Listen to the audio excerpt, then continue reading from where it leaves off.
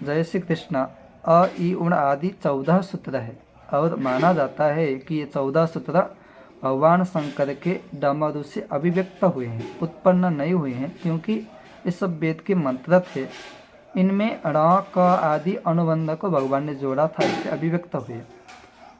भगवान शंकर ने 14 बार डमरू बजाया और 14 सूत्र उत्पन्न हो गए, अभिव्यक्त हो गए। अब बात यह है कि भगवान शंकर ने 14 बारी डमरू क्यों बजाया। तब समझना चाहिए कि भगवान शंकर समग्र विद्या के अधिपति है। ईशानः सर्व विद्यानाम विद्यामिच्छेत् शंकरात्। जिसको विद्या चाहिए उसको भगवान शंकर की उपासना करनी चाहिए, ऐसा कहा जाता है। और विद्या और धर्म के 14 स्थान होते हैं, आलम्बन होते हैं।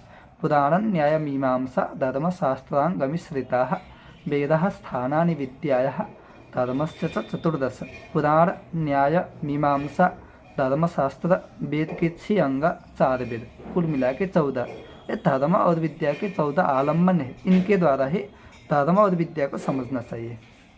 तो इन सभी विद्याओं का अधिष्ठाता भगवान थे और अयूण वेद होने से समग्र विद्याओं का सूक्ष्म रूपेण समावेश अयूण में था।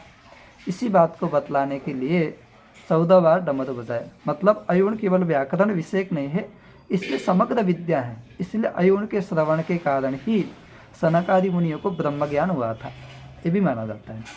इसलिए समग्र विद्याओं के अधिष्ठाता भगवान शंकर थे और समग्र विद्या का मूल अयूण है और विद्या और धर्म का स्थान 14 है। इसलिए 14 बार डमरू बजाया, 14 सूत्र उत्पन्न हो गए, अभिव्यक्त हो गए। और दूसरी बात, संगीत में 14 स्वर होते हैं और भगवान शंकर संगीत शास्त्र के भी माने प्रणेता आचार्य माने जाते हैं, सर्वोत्तम आचार्य माने जाते हैं। इसलिए नटराज राज ऐसा कहा जाता है।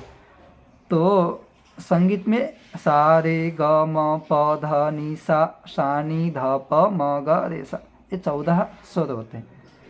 इन सब का भी मूल अयूण है अथवा वेद है, अयूण वेद का मंत्र है। इसी बात को बतलाने के लिए भी 14 बार डमरू बजाया।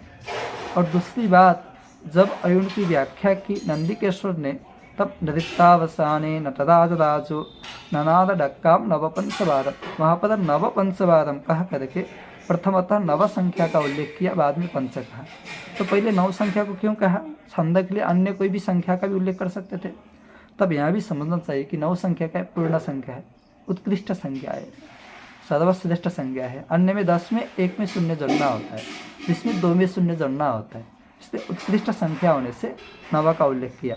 और दूसरी बात यह भी है कि 9 का जो गुणन है ना, गुणन से जो संख्या आएगी उसको जोड़ेंगे तो 9 ही होता है। जैसे 9 × 2 18 होता है, 8 + 1 9, 9 × 3 27, 7 + 3 9। इस प्रकार से समग्र गुणन से आने वाला जो संख्या उसको जोड़ने पर 9 ही होता था। इसलिए 9 संख्या उत्कृष्ट होने से 9 संख्या का प्रथमतः उल्लेख किया। जय श्री कृष्ण।